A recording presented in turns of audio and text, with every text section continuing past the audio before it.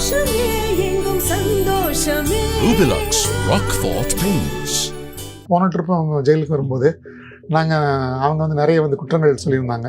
இந்த மாதிரி ஜெயிலில் வந்து பெருச்சாளி வருது, கரப்பாம்பூச்சி வருது, அது வருது, இது வருது அப்படின்லாம் நிறைய வந்து கம்ப்ளைண்ட் பண்ணிட்டு இருந்தாங்க. ஸோ இந்த ட்ரிப் ஒரு ட்ரிப்பு வந்தாங்கன்னா என்ன பண்ணுறது, நம்ம திடீர்னு பிடிச்சி உள்ளே போட்டாங்கன்னா எப்படி இங்கே வைக்க முடியும்? அதனால் நம்ம வந்து இதெல்லாம் எதுக்கும் ரெடி பண்ணி வைப்போம் இதை அப்படின்னு சொல்லி நாங்கள் என்ன பண்ணோம், அங்கே இருக்கிற ஃபீமேல் பிரிசனர்ஸ், அது ஃபீமேல் என்க்ளோஷர் இது டோட்டலாக அங்கே தான் சசிகலாவும் வச்சுருந்தோம். நாங்கள் ஃபீமேல் என்க்ளோஷரில் மொத்தத்தையும் காலி பண்ணி எல்லாத்தையும் க்ளீன் பண்ணி பிடபிள்யூடி சொல்லி அதை வந்து கொஞ்சம் மாடர்னைஸ் பண்ணி உள்ளே ஒரு டாய்லெட்டுக்கெல்லாம் வச்சு, முதல்ல டாய்லெட்டுக்கெல்லாம் வெளியே போகணும், உள்ளே ஒரு இன்சைட்லேயே ரூம்குள்ளேயே ஒரு டாய்லெட்லாம் வச்சு அதை கொஞ்சம் ரூமெல்லாம் கொஞ்சம் பெருசு பண்ணி அந்த இடத்த சரி இந்த மாதிரி யாராவது விஐபிஸ் வந்தால் வச்சுக்கலாம் அப்படின்னு சொல்லி நாங்கள் அதை ரெடி பண்ணி வச்சுருந்தோம்.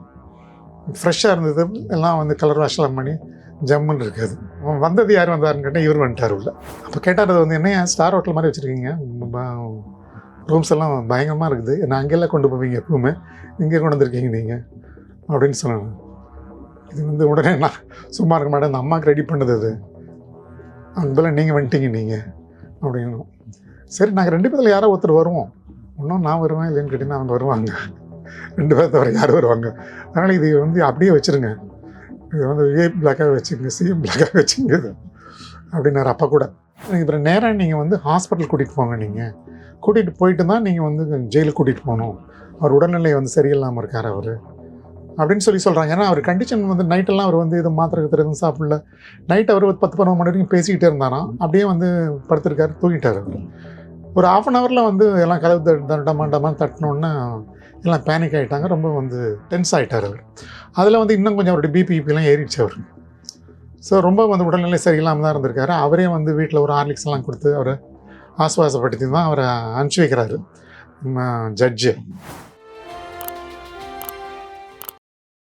அப்போ உள்ளே அவர் தனியாக இருந்தாருன்னு கூட சொன்னீங்க, எப்படி இருந்தார், என்ன உள்ள நடந்ததுன்னு சொல்ல முடியும்? இவரை கொண்டு போய் வச்ச இடம் வந்து ஒரு ஃபீமேல் யார்டு. அப்போ வந்து உங்களுக்கு வந்து நிறைய வழக்குகளில் வந்து அந்த ஜெயலலிதா அம்மையார் வந்து நிறைய கேஸுகளில் சம்மந்தப்பட்டு வழக்குகள் போயிட்டு இருந்து சில இதில் கன்விஷன் ஆகிடுச்சு. ஸோ மறுபடியும் திருப்பி இந்த கவர்மெண்ட் தான் வரும், நிறைய பண்ணியிருக்காங்க, நல்லது பண்ணியிருக்காங்க, அதனால் கட்டாயம் இந்த கவர்மெண்ட் தான் வரும் அப்படின்றதுல உறுதியாக இருந்தாங்க அவங்க. அந்த நேரத்தில் திடீர்னு பார்த்தீங்கன்னு கேட்டிங்கன்னா இந்த கவர்மெண்ட் வந்துருச்சு. ஸோ ஒருவேளை வந்து மறுபடியும் டிஎம்கே கவர்மெண்ட் வந்துச்சுன்னா இவங்களை ஒருவேளை அரசு பண்ணாங்க, என்ன பண்ணுறது அப்படின்றதுக்காக நாங்கள் என்ன பண்ணோம், போன ட்ரிப்பு அவங்க ஜெயிலுக்கு வரும்போது அவங்க வந்து நிறைய வந்து குற்றங்கள் சொல்லியிருந்தாங்க. இந்த மாதிரி ஜெயிலில் வந்து பெருச்சாளி வருது, கரப்பாம்பூச்சி வருது, அது வருது, இது வருது அப்படின்லாம் நிறைய வந்து கம்ப்ளைண்ட் பண்ணிட்டு இருந்தாங்க. ஸோ இந்த ட்ரிப் ஒரு ட்ரிப்பு வந்தாங்கன்னா என்ன பண்ணுறது, நம்ம திடீர்னு பிடிச்சி உள்ளே போட்டாங்கன்னா எப்படி இங்கே வைக்க முடியும்? அதனால் நம்ம வந்து இதெல்லாம் எதுக்கும் ரெடி பண்ணி வைப்போம் இதை அப்படின்னு சொல்லி நாங்கள் என்ன பண்ணோம், அங்கே இருக்கிற ஃபீமேல் பிரிசனர்ஸ், அது ஃபீமேல் என்க்ளோஷர் இது டோட்டலாக அங்கே தான் சசிகலாவும் வச்சுருந்தோம். நாங்கள் ஃபீமேல் என்க்ளோஷரில் மொத்தத்தையும் காலி பண்ணி எல்லாத்தையும் க்ளீன் பண்ணி பிடபிள்யூடி சொல்லி அதை வந்து கொஞ்சம் மாடர்னைஸ் பண்ணி உள்ளே ஒரு டாய்லெட்டுக்கெல்லாம் வச்சு, முதல்ல டாய்லெட்டுக்கெல்லாம் வெளியே போகணும், உள்ளே ஒரு இன்சைட்லேயே ரூம்குள்ளேயே ஒரு டாய்லெட்லாம் வச்சு அதை கொஞ்சம் ரூமெல்லாம் கொஞ்சம் பெருசு பண்ணி அந்த இடத்த சரி இந்த மாதிரி யாராவது விஐபிஸ் வந்தால் வச்சுக்கலாம் அப்படின்னு சொல்லி நாங்கள் அதை ரெடி பண்ணி வச்சுருந்தோம். ஃப்ரெஷ்ஷாக இருந்தது, எல்லாம் வந்து கலர் வாஷ்லாம் பண்ணி ஜம்முன்னு இருக்காது. வந்தது யார் வந்தாருன்னு கேட்டால் இவர் வந்துட்டார் உள்ள. ஜென்ரலாக அவர் வந்தாருன்னா நாங்கள் வந்து ஃப்ரண்ட்டில் வந்து அவருக்கு வந்து ஒரு செல்ஸ் இருக்குது, அதில் தான் அவர் அங்கே தான் போவார் எப்போவுமே, எப்போ வந்தாலும் அங்கே தான் அவர் இருப்பார். இந்த ட்ரிப் என்னன்னு கேட்டிங்கன்னா இந்த ட்ரிப் வந்து இந்த தடா பிரிசனர்ஸு, அதுக்கு இல்லாமல் முஸ்லீம் ஃபண்டமெண்டல்ஸ் இருந்தாங்க அப்போது. ஸோ நிறைய டெரரிஸ்ட் குரூப்ஸ் பிரிசனர்ஸ் அந்த ஏரியாவில் இருந்ததுனால ஸோ அங்கே தான் வச்சு தான் பிரச்சனை ஆகிடுறது. மோரோவர் தட் வந்து இப்போ அவர் கூட வேற நிற்கிறதுக்கு ஆள் இல்லை, தனியாக இருக்கார், ஏற்கனவே சிஎம்மாக இருக்கிறாள். இவர் வந்து தடாய்க்கில் போட்டவங்க எத்தனை பேர் இருப்பாங்க, இவர் பீரியடில் வந்து குண்டாஸுக்கு வந்தவங்க எத்தனை பேர் இருப்பாங்க, அந்த மாதிரி ஏதாவது ஒன்று உள்ளே தான் சம்பாதம் நடந்துறது என்னப்பட்டதுனால நாங்கள் வந்து இந்த ட்ரிப்பை அங்கே வைக்கிறதுக்கு தயாரில்லை, தனியாக ஒரு என்க்ளோஷர் கொண்டு போயிடணும்னு தீர்மானம் பண்ணோம். இந்த ஃபீமேல் யார்டை வந்து அந்த இதை கன்வெர்ட் பண்ணி அதை விஐபி பிளாக் மாதிரி பண்ணி அங்கே கொண்டு போயிட்டோம், ஜே கிளாஸ் பிரிசனர்ஸ் போடுற பிளாக்னு சொல்லிட்டு. அப்போ கேட்டார், அது வந்து என்ன ஸ்டார் ஹோட்டல் மாதிரி வச்சுருக்கீங்க, ரூம்ஸ் எல்லாம் பயங்கரமாக இருக்குது, நான் அங்கெல்லாம் கொண்டு போவீங்க எப்பவுமே, இங்கே கொண்டு வந்திருக்கீங்க நீங்கள் அப்படின்னு சொன்னாங்க. இது வந்து உடனே நான் சும்மா இருக்க மாட்டேன், அந்த அம்மாவுக்கு ரெடி பண்ணது அது, அங்கே நீங்கள் வந்துட்டீங்க நீங்கள் அப்படின்னு.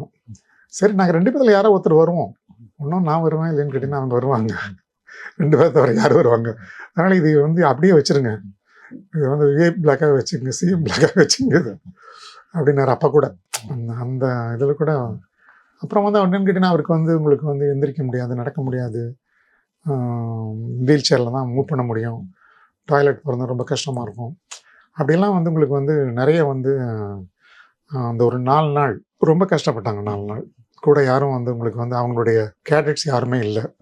ஸோ எங்களுடைய ஸ்டாஃபை வச்சுக்கிட்டு தான் நாங்கள் வந்து அவரை கவனிச்சுக்கிட்டோம். நாங்கள் அது மாதிரி இப்போ கலைஞர் ஜெயிலில் இருக்கும்போது அவர் வேலூருக்கு மாற்றதுக்கு ஒரு முயற்சிகள் நடந்தது அப்படின்னு ஒரு தகவல் வெளியாச்சுது. அந்த மாதிரி எதுவும் நடந்தது? ஆமாம், வேலூருக்கு ஆக்சுவலாக வந்து பார்த்திங்கன்னா அவருக்கு வந்து வாரண்ட் வந்து சென்னை சென்ட்ரல் பிரிசன் தான். இங்கே இருக்கிற லோக்கல் கோர்ட்ஸ் எதுவாக இருந்தாலும் எங்களுக்கு தான் அட்ரஸ் பண்ண முடியும், நாங்கள் தான் ட்ரான்ஸ்ஃபர் பண்ணணும்.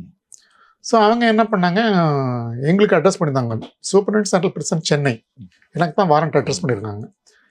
இவரை வந்து அங்கேருந்து இவர் அரெஸ்ட் பண்ண உடனே என்ன பண்ணாங்க, அவரை கொண்டு போய் சிபிசிஐடி ஆஃபீஸில் வச்சுருந்தாங்க. அதுக்கப்புறம் அங்கே வந்து நைட்டெல்லாம் அங்கே அவரை ஒரு நாட்காலில் உட்கார வச்சுருந்தாங்க. காலையில் வெடிஞ்ச உடனே அவரை கூட்டிகிட்டு போய் நேராக வெப்பர் ஸ்டேஷன் கூட்டிகிட்டு போய் அங்கே வந்து மகஜரெல்லாம் எழுதி எடுத்துகிட்டு கொண்டு போய் நேராக மேஜிஸ்ட்ரேட், அப்போ வந்து இந்த டவர் பிளாக்னு சொல்லி வருகிறார், அங்கே வந்து அசோக் குமார்னு ஒரு ஜட்ஜ் இருந்தாங்க, அவங்க கிட்ட கொண்டு போய் ஒரு ரிமாண்ட் வாங்கினாங்க. அவங்க 10 days ரிமாண்ட் கொடுத்தாங்க. அவங்க கொடுத்துட்டு இவரை நேராக நீங்கள் வந்து ஹாஸ்பிட்டல் கூட்டிகிட்டு போங்க, நீங்கள் கூட்டிகிட்டு போயிட்டு தான் நீங்கள் வந்து ஜெயிலுக்கு கூட்டிகிட்டு போகணும், அவர் உடல்நிலை வந்து சரியில்லாமல் இருக்கார் அவர் அப்படின்னு சொல்கிறாங்க. ஏன்னா அவர் கண்டிஷன் வந்து நைட்டெல்லாம் அவர் வந்து இது மாத்திரை எதுவும் சாப்பிடல, நைட் அவர் 10-12 மணி வரைக்கும் பேசிக்கிட்டே இருந்தாராம், அப்படியே வந்து படுத்திருக்காரு, தூங்கிட்டார் அவர்.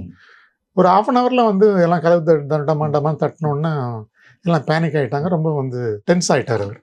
அதில் வந்து இன்னும் கொஞ்சம் அவருடைய பிபிலாம் ஏறிடுச்சு அவருக்கு. ஸோ ரொம்ப வந்து உடல்நிலை சரியில்லாமல் தான் இருந்திருக்காரு. அவரே வந்து வீட்டில் ஒரு ஹார்லிக்ஸ் எல்லாம் கொடுத்து அவரை ஆசுவாசப்படுத்தி தான் அவரை அனுப்பிச்சி வைக்கிறாரு ஜட்ஜு. ஹாஸ்பிட்டல் கொண்டு போகாமல் இவங்க என்ன பண்ணாங்க, நேராக வந்து மெட்ராஸ் சென்ட்ரல் ஜெயில் கொண்டு வந்தாங்க. மெட்ராஸ் சென்ட்ரல் ஜெயில் கொண்டு வரக்குள்ளே எங்களுக்கு ஆர்டர்ஸ் என்னன்னு கேட்டிங்கன்னா, எங்களுக்கு வந்து நீங்கள் வந்து அவரை வெள்ளூர் ட்ரான்ஸ்ஃபர் பண்ணிவிடுங்க. நீங்கள் ரீசன் வந்து நாங்கள் சொல்ல வேண்டிய அவசியம் கிடையாது, ஏன்னா எங்களுக்கு வந்து உள்ளே வந்து நிறைய வந்து டெரரிஸ்ட் குரூப்ஸ் இருக்காங்க, அவங்களால இவருக்கு ஆபத்து ஏற்படலாம் அப்படின்ற மாதிரி வந்து ஏதோ ஒரு ரீசன், அது வந்து நாங்கள் ரீசன் சொல்லணுன்ற அவசியம் கிடையாது, அட்மினிஸ்ட்ரேட்டிவ் ரீசன் அவ்வளோதான். ஸோ நீங்கள் வந்து அவர் இங்கே வைக்க வேணாம், நீங்கள் வெள்ளூருக்கு அனுப்பிச்சிருங்க அப்படின்னாங்க. சரின்னு சொல்லி நாங்கள் வந்து அந்த வாரண்ட்டை வந்து அவங்களுக்கு அட்ரஸ் பண்ணிட்டோம், நீங்கள் வந்து அங்கே கொண்டு போயிடுங்கன்னு சொல்லி. அப்போ அவர் என்ன பண்ணாருன்னு, இல்லை என்ன வந்து மெட்ராஸ் ஜெயிலில் தான் போட சொல்லியிருக்காங்க, நீங்கள் எதுக்கு என்ன வந்து வெள்ளூருக்கு அனுப்புறீங்க அப்படின்னு சொல்லி அங்கேயே ஜெயில் முன்னாலே தரையில் உட்காந்துட்டார் அவர். அப்புறம் கொஞ்ச நேரம் தர்ணாலாம் பண்ணார். இந்த தர்ணா பண்ணுறதுக்கு நேரத்தில் வந்து என்னாச்சுன்னு கேட்டிங்கன்னா, வெளியே கூட்டம் கூடிடுச்சு நிறைய. காலைல இந்த டிவியில் வந்து முழுசும் ஃப்ளாஷ் பண்ணிட்டாங்கன்னா எல்லா தொண்டர்களும் அங்கே வந்துட்டாங்க, எல்லாம் வந்து இந்த மேலே இருக்க அந்த ரோட்டுக்கு வந்துட்டாங்க எல்லாரும். பயங்கரமான கூட்டம், கிட்டத்தட்ட ஒரு 10,000-50,000 பேருக்கு மேலே வந்து ஒரே கூச்சல் போட்டு ஒரே கலாட்டா பண்ணி எல்லாம் போலீஸ் வரும். நான் அவ்வளோ சீக்கிரம் போலீஸ் ரஷ் பண்ண முடியல அந்த இடத்துக்கு, ஏரியாவுக்கு. அதுக்குள்ளே கூட்டம் வந்து சேர்ந்துருச்சு எங்களுக்கு. ரொம்ப ஒரு ரசபசமான நேரம் அது இருந்தது. போலீஸால் கண்ட்ரோல் பண்ண முடியாத ஒரு சூழ்நிலை கூட வந்துச்சு. தடி பண்ணணும் அப்படின்னு தடியெல்லாம் பண்ணாங்க. அது வந்து மேலே இருக்க அந்த பாலத்துக்கு மேலே. இனிமேல் இவர் எப்படி இங்கிருந்து எடுத்துகிட்டு போகிறது வெளியே வேலூருக்கு, அது போலீஸ் வந்து ரொம்ப எஸ்டேட் பண்ணாங்க. இது இந்த ஸ்டேஜில் இவரை நான் எடுத்துகிட்டு போக முடியாது, இங்கேயே இவ்வளோ தடை இருந்ததுன்னு கேட்டிங்கன்னா, நீ ரோடெல்லாம் இவ்வளோ தடை இருக்கும், ஸோ வெளியூர் கொண்டு போகிறது வந்து அவ்வளோ பெருசாக கஷ்டமாக இருக்கும் அப்படின்னு சொல்லி அவங்க அப்ரோச் பண்ணாங்க. மேலே இடத்த அப்ரோச் பண்ணி இந்த மாதிரி வந்து வெளியூர் கொண்டு போகிற சிரமமாக இருக்கும், அதனால் வந்து இங்கே மெட்ராஸ் ஜெயிலே வச்சிடலாம் அப்படின்னு சொல்லி. மெட்ராஸ் ஜெயிலில் வந்து எல்லாம் வைக்க முடியாது, நீங்கள் அனுப்பிச்சு தான் தீரணும் அப்படின்னு சொல்லி அவங்க சொல்லிட்டாங்க போலீஸ்கிட்ட. அப்புறம் நான் வந்து கூப்பிட்டு அதுக்குள்ளே என்ன பண்ணாங்க, இவர் வந்து உடல்நிலை சரியில்லைன்னு சொல்லி ஹாஸ்பிட்டல் கொண்டு போக சொல்லியிருந்தாங்க இல்லைங்களா. உடனே வந்து ஒரு மெடிக்கல் டீம் அங்கேருந்து அனுப்பிச்சு இவர் பிரயாணம் பண்ணோன்னா அது ஃபிட் ஆகணும் இல்லையா, ஃபிட் ஃபார் ட்ராவல் வாங்கணும் உங்களுக்கு. ஸோ அதனால் வந்து அங்கேருந்து ஒரு மெடிக்கல் டீம் வந்துச்சாங்க, வந்து இவரை வந்து செக் பண்ணாங்க. செக் பண்ணிட்டு இவர் வந்து ஃபிட்டு ட்ராவலுக்கு அப்படின்னு சொல்லி ஃபிட் பண்ணிட்டு போயிட்டாங்க அவங்க. ஸோ ஃபிட் ஃபார் ட்ராவல் அவங்க சர்டிஃபிகேட் கொடுத்துட்டாங்க, அதனால் நீங்கள் அனுப்பிச்சிருக்க நீங்கள் அப்படின்னு சொல்லி. இந்த மீன்வேல் என்னாச்சுன்னு கேட்டிங்கன்னா, இவருக்கு வந்து காலையில் மார்னிங் நேச்சுரல் கால் எல்லாம் போன காலையிலேருந்து எங்கேயும் போகலாம், அங்கேயும் அலைக்கழிச்சு கொண்டு வந்திருக்காங்க. ஸோ எப்படியாவது வந்து அது கொஞ்சம் அரேஞ்ச் பண்ண சொன்னாங்க. ஜெயிலுக்குள்ளே வந்து இப்போ வந்து இவர் வந்து விட்டுட்டோன்னு வச்சுங்களேன், அப்புறம் வெளியே போக மாட்டார். நான் எப்படி ஜெயிலுக்குள்ளே விடுறது, நானும் வந்து ரொம்ப வந்து எஸ்டேட் பண்ணிக்கிட்டு தானே, எப்படி ஜெயிலுக்குள்ளே விடுறது, இப்போ இவரை வந்து அங்கே வெள்ளூர் கொண்டு போகணுமே, நம்ம ஜெயிலுக்குள்ளே விட்டால் என்ன ஆகும் அப்படின்னு சொல்லி. பட் என்ன இருந்தாலும் என்னை பொறுத்த வரைக்கும் வந்து இது வந்து very importance. Old man, moreover that எக்ஸ்இஎம் அவங்க, இது வந்து ஒரு இது கூட நம்ம அலோவ் பண்ணலாம், என்னத்தை பண்ண போகிறோம் நம்ம. சரி வாங்க நீங்கன்னு சொல்லி என்னை கூட்டிகிட்டு வந்து ஜெயிலர் ஆஃபீஸில் வந்து அங்கே உட்கார வச்சு, அங்கே வந்து அதுக்குரிய வசதிகள் கிடையாது ஆஃபீஸ்க்குள்ளே. அப்புறம் அதுக்கு ஒரு தனி ஒரு என்க்ளோஷர் இருக்குது, அதுக்கு அந்த ஆஃபீஸ்க்குள்ளேயே ஒரு தடுப்பு இருக்குது. அங்கேயே வந்து கமௌண்ட் ஸ்டாண்ட்லாம் கொண்டு வர சொல்லி எல்லாம் அரேஞ்ச் பண்ணி அந்த இடத்துலையே எல்லாத்தையும் வந்து அவருக்கு ஏற்பாடு பண்ணி அங்கே உட்கார வச்சோம். அதுக்கப்புறம் அவர் வந்து இன்னும் கொஞ்சம் அவருக்கு வந்து ஜாஸ்தி தான் ஆச்சு. திருப்பி அந்த பால்பிட்டேஷன்லாம் கொஞ்சம் ஜாஸ்தியாக ஆரம்பிச்சிது. திருப்பி எங்கள் ப்ரெசன்ட் டாக்டர் வந்து செக் பண்ணாங்க. செக் பண்ணிட்டு சொன்னாங்க வந்து இல்லை சார் கண்டிஷன் கொஞ்சம் மோசமாக தான் இருக்குது அப்படின்னு. அதுக்கப்புறம் நாங்கள் வந்து டிபம் டாக்டர்ஸ் நாங்கள் வந்து ரிக்வெஸ்ட் பண்ணோம் கவர்மெண்ட் ஹாஸ்பிட்டல்லேருந்து. அப்புறம் அவங்க வந்தாங்க. அவங்க பிபிஎல்லாம் கொஞ்சம் அதிகமாக தான் இருக்குது, கொண்டு போகிறது வந்து கொஞ்சம் கஷ்டம் தான் அப்படின்னு சொன்னாங்க. அதுக்கப்புறம் நாங்களே கவர்மெண்ட் அப்ரோச் பண்ணி இந்த மாதிரி கொண்டு போனீங்கன்னா ஏதாவது ப்ராப்ளம் ஆகிடுச்சின்னு கேட்டிங்கன்னா ரொம்ப கஷ்டம் ஆகிடும், அது வேண்டாம், நாங்களே சஜஸ்ட் பண்ணோம் இந்த மாதிரி இருக்குது அப்படின்னு சொல்லி. சரி வச்சு தொலைங்கன்னு சொல்லி எங்களுக்கு பர்மிட் பண்ணாங்க. அப்புறம் நாங்கள் கொண்டு போய் இதில் கொண்டு போகிறோம். இல்லை அது மாதிரிலாம் ஆச்சு. இதெல்லாம் தேவையில்லாத ஒரு சமாச்சாரம் தானே, உங்களுக்குலாம் வந்து கிரியேட் பண்ணுறது தானே இதெல்லாம். உங்களுக்கு எதுவும் அழுத்தங்கள் இருந்ததா சார் மேலேருந்து? அழுத்தங்கள் இருக்கும் எங்களுக்கு, இது வச்சு தான் ஆகணும், அப்போ வச்சு தான் செய்யணும் அப்படின்றதெல்லாம் இருக்கும் இல்லையா உங்களுக்கு. அவங்க அப்படி தான் சொன்னாங்க. இவங்க வந்து நாங்கள்லாம் ஒரு பிராண்டட்லாம் கிடையாதுங்க. எங்களுக்கு வந்து எல்லா கட்சிக்காரங்களும் உள்ள வர்றாங்க. நாங்கள் வந்து நான் டிஎம்கேக்காரன், நான் ஏடிஎம்கேக்காரன், நான் அந்த கட்சிக்காரன் இந்த கட்சிக்காரன் அப்படின்றதெல்லாம் வந்து எங்களுக்கு வந்து இல்லை. எங்களை பொறுத்த வரைக்கும் உங்களுக்கு வந்து நீங்கள் பொலிட்டிக்கலாக வந்தீங்கன்னா நீ பொலிட்டிக்கல் பிரிசனர் அவ்வளோதான், கிரிமினலாக வந்தீங்கன்னா நீங்கள் கிரிமினல் அவ்வளோதான். அவங்களுக்கு என்ன ட்ரீட்மெண்ட்டோ அதுதான்.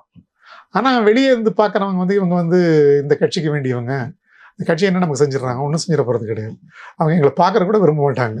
அழுத்தங்கள் இருக்கும் சில நேரங்களில் வந்து இவன் அந்த கட்சிக்கு வேண்டியவன், நீ அதை பண்ணணும்னு எதிர்பார்ப்பாங்க. பட் எங்களுடைய அந்த வே ஆஃப் ட்ரீட்மெண்ட் வந்து நியாயமாக இருந்தவங்க கேட்டால் யாராலையும் ஒன்றும் செய்ய முடியாது. இப்போ நான் விஜய்க்கு சொன்ன மாதிரி தான், எதுவும் என்ன பண்ணிட முடியாது, டக்குன்னு எதுவும் பண்ணிட முடியாது. ஏன்னா உங்களுக்கு வந்து அதுக்குள்ள விதிகளுக்கு இடம் இல்லைல்ல, உங்களுக்கு எல்லா விதிகள் படி போயிட்டோன்னு வச்சுங்க, ஒன்றும் செய்ய முடியாது. இப்போ இவரை நாங்கள் உள்ளே கூட்டிகிட்டு வந்தோம் அப்படின்னு கேட்டிங்கன்னா ஒரு மனிதாபன முறையில் உள்ளே கூட்டிகிட்டு வந்திருக்கோம். பட் ப்ரிசனுக்கு உள்ளே போகல அவர். So is in my office, அது இட் இஸ் மை ஜெஸ்டர். நான் வந்து அது வந்து பண்ணலாம். அது என்ன வந்து எனக்கு வந்து அந்த உரிமை இருக்குது. எனக்கு என்னுடைய ஆஃபீஸ் கூட்டிகிட்டு வரல என்ன இருக்குது உங்களுக்கு. ஏன்னா அங்கே வெளியே கூட்டம் கொடுத்து அங்கே லாண்ட் ஆர்டர் ப்ராப்ளம் கிரியேட் ஆகுது, போலீஸ் எனக்கு கேட்டுக்கிறாங்க எனக்கு கொஞ்சம் உள்ளே அனுப்பணும்னு சொல்லி நான் உள்ளே கூட்டிகிட்டு வரேன் இல்லைங்களா. சொல்கிறது காரணங்கள் 100 இருக்குது. பார்க்குறாங்க, டிவி அதை விட்னஸ் பண்ணுறாங்க எல்லாத்தையும். அதனால் அதில் வந்து எங்களுக்கு வந்து அழுத்தங்கள் சில நேரங்கள் இருந்தால் கூட அதெல்லாம் நாங்கள் கடந்து போயிருந்துருவோம், அவ்வளோதான். அவங்களுக்கு தெரியல, பாவம் இவங்களுக்கு ஒன்றும் தெரியல, அவங்க என்னமோ செய்கிறாங்க, செஞ்சுட்டு போகிறாங்க, அவ்வளோதான். இல்லை இப்போ ஒரு கலைஞரை நீங்கள் எவ்வளோ அனுமதிச்சதுனால மேலிடத்தோட கோபத்துக்கு எதுவும் நீங்கள் ஆளானீங்களா? அது வந்து அவரே தாங்க பதில் சொன்னார் அதுக்கு, நான் பதில் சொல்லலை. இது வந்து இது முடிஞ்ச உடனே ப்ரெஸ் மீட்டிங் நடக்குது. ப்ரெஸ் மீட்டிங்கில் அவரை வந்து ஒரு கேள்வி கேட்குறாங்க. இந்த மாதிரி வந்து 2 கேள்வி, ஒரு முக்கியமான கேள்வி அது. இந்த மாதிரி வந்து உங்களை வந்து இந்த மாதிரி இவ்வளோ கொடுமையான முறையில் உங்களை வந்து சித்திரவதை பண்ணி ஜெயிலில் வந்து கொண்டு போய் போட்டாங்க, வழக்கு உங்கள் மேலே குற்றங்கள் எதுவும் இல்லாமல், அதனால் இந்த ஆட்சி வந்து டிஸ்மிஸ் பண்ணணும்னு சொல்லி அந்த என்டிஏ வந்து தீர்மானம் நிறைவேற்றிருக்கேன், நீங்கள் என்ன சொல்கிறீங்க அப்படின்னு கேட்டாங்க. அதுக்கு அவர் சொன்னார், எனக்கு இது உடன்பாடு இல்லை, எலெக்ட் பண்ண கவர்மெண்ட்டை வந்து நீங்கள் வந்து டிஸ்மிஸ் பண்ணுறது வந்து எங்கள் கொள்கைக்கு முரணானது, so I am not for it அப்படின்னு சொன்னார். அது ஒரு நேர்மையான ஒரு பதில். அது அடுத்த கேள்வி என்னங்கிறது எங்களை தான் கேட்டாங்க. ஜெயிலுக்குள்ளே வந்து உங்களை வந்து நீங்கள் கொடுமைப்படுத்தப்பட்டீர்கள் அப்படின்னு சொல்கிறாங்க எல்லாரும், கொடுமைப்படுத்தப்பட்டீர்களா அப்படின்னு சொல்லணும்னா அவர் சொல்லலாம், அவர் நிறைய சமாச்சாரம் சொல்லலாம். எனக்கு வந்து டாய்லெட் கூட என்னால் போக முடியாமல் உட்காந்துருந்தேன், நான் எனக்கு சரியான நேரத்தில் மாத்திரை கிடைக்கல, என்னுடைய ஆளுங்களை விசிட்டர்ஸ் எல்லாம் அலோவ் பண்ண விடலை, என்னை யாரும் பார்க்க விடலை, என்னை தனியாக கொண்டு வந்து வச்சுருந்தாங்க, எனக்கு ஒரு உதவி கூட ஒரு ஆள் இல்லை, இப்படி 100 காரணங்கள் அவர் சொல்லலாம். பட் அவர் அந்த காரணங்கள்லாம் எதுவுமே சொல்லலை. அவர் வந்து என்ன சொன்னாலும் எந்த கொடுமைகளும் எனக்கு ஏற்படுத்தப்படவில்லை, இதை நான் சொன்னதுக்காக அந்த அதிகாரிகளுக்கு எதுவும் கொடுமை நடந்து விடக்கூடாது அப்படின்னாரு.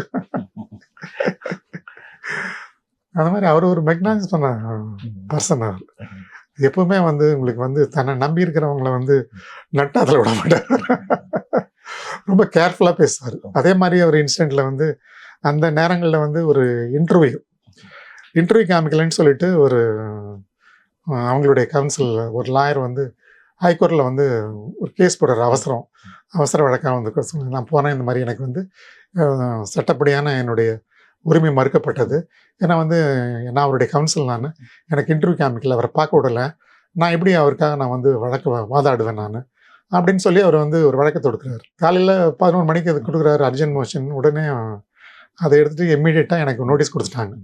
ஸோ நீங்கள் எப்படி அவரை காமிக்காமல் இருந்தீங்க, நீங்கள் உடனடியாக 2 மணிக்கு நீங்கள் ஆச்சுறாங்க.